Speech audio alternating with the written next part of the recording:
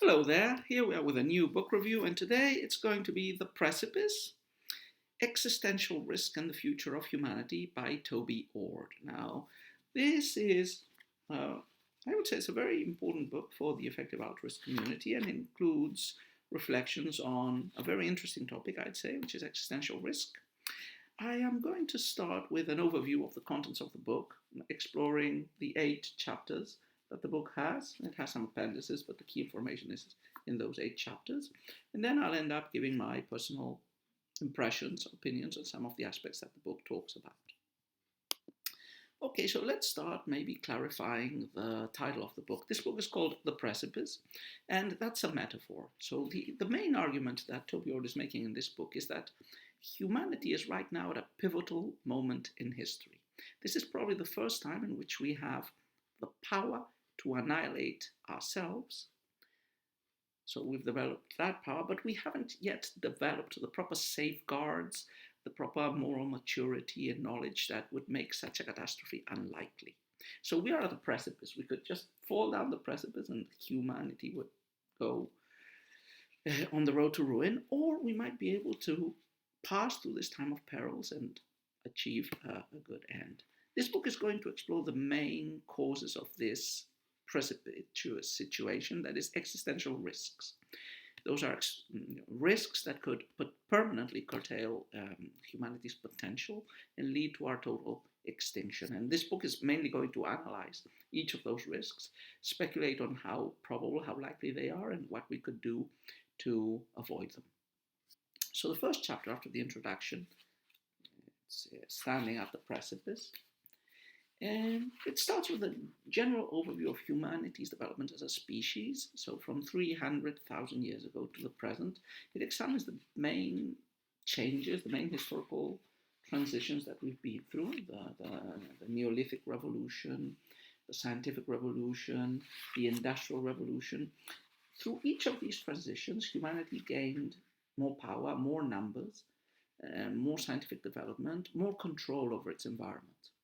But progress hasn't come scot-free. It has also introduced new and escalating risks. Out of these risks, Ord distinguishes between what he calls natural risks versus anthropogenic risks. So natural risks are those that are beyond the human scope of control, like a meteorite, like the one that killed the dinosaurs, shattering the earth, or massive volcanic eruptions. And then there's anthropogenic risks, and those are created by us humans, or could be created by us humans as a result of human activity. And those are the greatest threats, he will explain in the book. Some of them would be like nuclear war or climate change. Unaligned artificial intelligence is probably the highest, but also engineered pandemics or biohazards. So the thesis of the book is we are at that precipice. It's a moral priority to make sure we get through the precipice. So this is a really important period in human existence. If we do this job properly, humanity has a vast future ahead. Okay, so chapter 2 is like a terminological chapter. It introduces the notion of existential risk and defines what it is and explains why we should care about it and why it's been so neglected. So existential risks aren't just any type of risks. They are risks that threaten the destruction of humanity or of humanity's potential.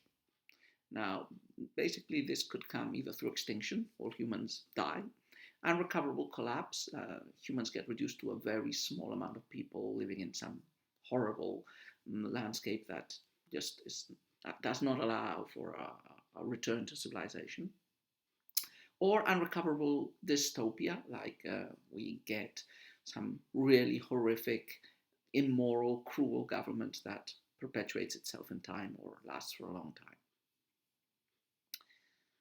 So humanity has this potential, and it's curious because Toby Ord is mostly a utilitarian, a consequentialist, but he insists a lot all through the book on the notion of human potential as a sort of like destiny or telos of humanity.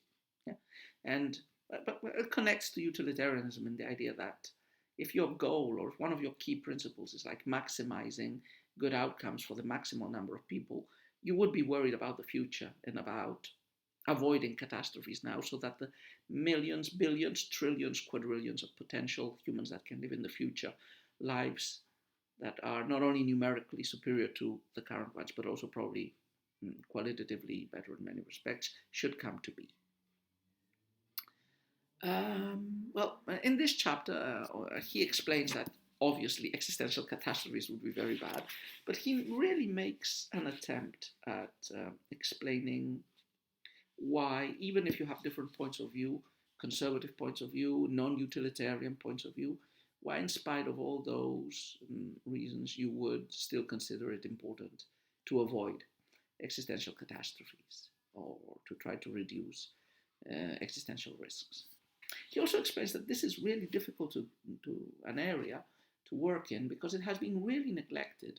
The idea is that X-risk prevention is an example of intergenerational, global, public good. If you study some economics, public goods are things that are generally not provided by the private sector because the benefits that they generate are difficult to restrict, and and you can't exclude people from enjoying them, which means there's little profit in trying to sell them or impose them because free riding is easy and possible. So some people say, okay, let others spend the money, I will just coast along. Generally, this gets solved at the state level in most countries because those public goods like public roads or an army or a justice system, the state manages to implement them through taxation. But when you're talking about the existence of humanity, there is no international powerful body of public institutions that can enforce measures towards reducing existential risk. Politicians tend to think in the short term. Psychologically, people have biases that tend them to ignore or not take existential risks seriously because of they're difficult to visualize, they're difficult to conceptualize, like what does it mean for billions of humans to cease to exist? But there is a scope of optimism. Since this book was written and from before, a lot of work has been done on making existential risks something that is on the menu. And we have a previous example in the fight against nuclear weapons in the 50s, 60s, 70s, 80s, which establishes a good precedent. We can be moderately optimistic in that regard. Okay, let's move to the next chapter, which is chapter 3, natural risks. So chapter 3 explores natural risks.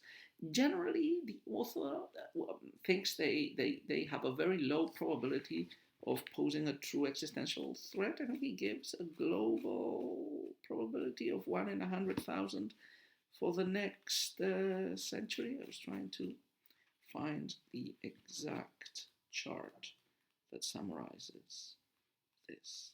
But yeah, I think that was the number approximately, or the probability of extinction. But I'm not going to find it right now. But it's low. What type of catastrophes are we talking about? Well, asteroids and comets. The typical thing is, the late Cretaceous impact that probably led to the extinction of dinosaurs. No, that is a risk, but from the evidence of that is from geological records and observational data, it seems that these things happen very infrequently. They give some signs before happening. We could develop early detection systems and maybe countermeasures like deflection missions, but the threat is real, but the likelihood for all of humanity disappearing because of an asteroid or a comet is low. Supervolcanic eruptions have a higher risk, but it's more difficult to quantify. You had examples of past eruptions that had atmospheric effects like prolonged volcanic winters, and difficult to think of countermeasures. That hasn't been well studied yet, but the risk remains small. And then you have other risks, supernovae and gamma ray bursts. Those would be almost impossible to prevent, but they are, very unlikely. Overall, Ord gives a number. I think I have it. Wait, I think I have it here. 0.05% for the next century. So really low risk of humanity going extinct because of these natural existential catastrophes. Now, the next chapter, chapter 4, goes into anthropogenic risks. And these are the ones that Ord thinks are much more important and much more likely to destroy us. Yeah, basically three are explored: nuclear weapons, climate change, environmental damage. So nuclear weapons are explored. I learned of some facts that were really disturbing, like some experiments that were made with atomic explosions that where the scientists really miscalculated the effect of the damage that those bombs could cause. This was lithium bombs in the 50s, also in the Manhattan Project, but I knew that from another book. Scientists believed there was the possibility of igniting the atmosphere. They probably didn't do rigorous enough tests to check that this was not going to happen before. So nuclear weapons, obvious source of existential risk, probably not so much from killing all of humanity, but from nuclear winters. So this has to be studied, but nuclear winters could push smoke into the upper layers of the atmosphere and cause big drops in temperature for at least 5-6 years, with a concomitant massive agricultural failure and starvation. Climate change appears a lot in the news. Now, Ord goes out of his way to insist on how serious and bad global warming effects can be, but he also makes it pretty clear in the book that he doesn't really consider it an existential risk. So you could have a runaway greenhouse effect when the oceans evaporate, just as in Venus. Moist greenhouse effect, which is just as bad, but the oceans don't completely evaporate. There are many models. There's a lot of uncertainty. And even if you take some of the most alarmist models, which make calculations for like 13 degrees more by 2300, even these scenarios would not bring the end of humanity. It would have terrible consequences. Like half of the population of the planet would have to change where it's living. But yeah, humanity wouldn't disappear as such. The last of these conventional anthropogenic risks, we said, was environmental damage. Yeah, so overpopulation, resource depletion, loss of biodiversity. This has been studied a lot. Overpopulation was really popular in the 60s. I think there was this book by Ehrlich talking about the population explosion. It hasn't come to pass, and the Green Revolution has managed to feed a population of 8 billion people right now on the planet. It's 5 or 8, not sure. Famines have actually decreased. There are lots of resources that still can be tapped. Loss of biodiversity is important, but there's no clear evidence, looking at the numbers, that it is actually taking place. Okay, we move on to chapter 5. And that's one of the core chapters in the book, because the highest existential risks are the ones that are explored in chapter 5. So the anthropogenic risks that we just talked about, nuclear weapons, climate change, environmental damage, they exist right now, but there are future or relatively imminent risks that could be developed through the current technological innovations that are taking place right now. Really, really, really dangerous. I mean, these risks, well, all the anthropogenic risks add up to, I think, a 1/10 probability of human extinction. No. Well, it's possible that 1/10 is just AI.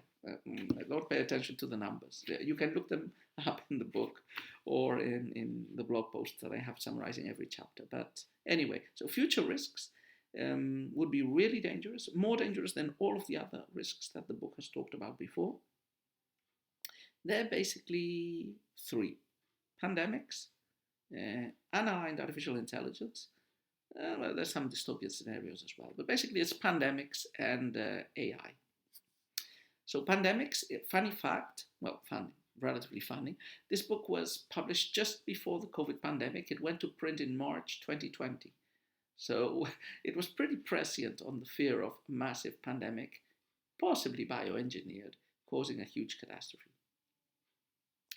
So you could say the book is a vindication of the fear that mass pandemics could have issues. We have examples of historical pandemics like the Black Death that eliminated 1/3, 1/2 of the population of Europe. With the development of technologies like CRISPR, modifications of microorganisms with gain of function, it is not impossible that people would be able to develop super viruses, super bacteria, and there have been a lot of lab leaks. So this is a serious risk to take into account. AI, speculation about AI started in the 50s, but it has become really important in the last 10, 20 years. In 2017, AlphaGo becomes a better chess and Go player than any human. We're starting work towards AGI, yeah, not just specialized tools. Current technology has many issues about biases and bad uses, but those wouldn't be existential risk. That would be AGI. And the idea of AGI is if you build a general intelligence that is smarter than humans, it could very easily take away our agency. And that's frightening, to say the least, because humans are where they are because they are the most intelligent species on Earth as a group. If another entity manages to displace us, we might be reduced to the position of ants. So also the methods for training large language models and that possibly could generate AGI tend to be based on deep learning and reinforcement learning, and which generates dangers because human values are too complex, too contradictory to be turned into a simple formula that we can use in entrainment for the machine. So yeah, you have here this typical sorcerer's apprentice sort of scenario where you ask the broom to do something, but it doesn't do what you really want it to do. Again, switching off these super intelligent machines wouldn't be an option. If they are more intelligent than us, they would find ways of avoiding us, turning it off, or modifying its utility function. And so they're a big risk. Yeah? And, the book explains maybe some takeover scenarios. This is a really highly speculative area, but given the possible risks, the author considers it worth exploring it in detail. Dystopian scenarios are also explored, but a little bit less. Like you could have dystopian totalitarian regimes like fascism and communism that would be able to get into power, and maybe with new and dangerous technologies, including AI maybe, or mass surveillance, would be able to enforce and impose their systems of belief forever or for a long period of time. That would be bad. Especially what worries Ord is locking in, blocking changes and forcing humanity into fixed and unmovable paths. Okay, let's move on to chapter 6. So the book has 3 parts, by the way, I didn't mention that. First 2 chapters are the stakes. The next 3 chapters are the risks, exploring natural, anthropogenic, and future. And the last 3 chapters are the path forward. So a series of proposals on how to deal with existential risk. So chapter 6, the risk landscape, tries to put all the information together to quantify how much each of these areas of existential risk adds up to see. It uses a really effective heuristic of studying which of these existential risks is more important, more tractable, more neglected, how to prioritize between them. So in the numbers, as I mentioned before, the total chance within the next 100 years of an existential catastrophe from natural risk is 1 in 10,000, pretty low. For nuclear war, climate change, and other environmental damages, it would be 1 in 1,000 for each of them. Engineered pandemics, 1 in 30. Unaligned artificial intelligence, 1 in 10. Unforeseen anthropogenic risks, so unknown unknowns, 1 in 30. In general, when you do the calculation, the total existential risk is 1 in 6, which is Russian roulette. It's outrageously high. A common criticism here is that for the natural risks, the author does use a lot of scientific data, whereas for the future risks, which he considers are more serious, he engages in what some might call Bayesian speculation. Yeah?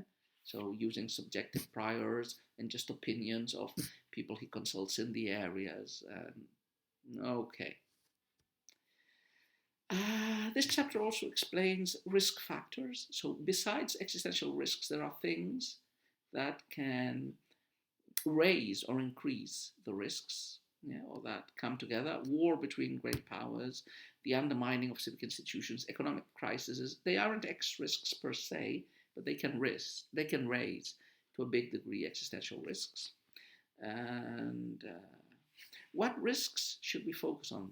So this chapter basically explains that we should focus this with those metrics that I mentioned of cost effectiveness, of importance, tractability, neglectedness. One of the proposals is like an investment portfolio of risk where you should try to diversify. Another option or criteria for choosing between risks on which to invest and work on would include how soon, how sudden, and how sharp those risks are.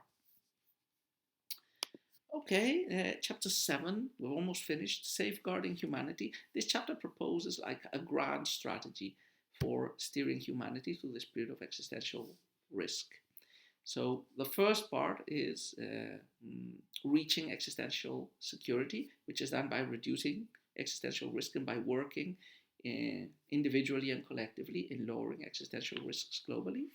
Once we've achieved this existential security, which doesn't mean eliminating all X risk, but just keeping it at a really, really low level, so that humanity can probably survive indefinitely.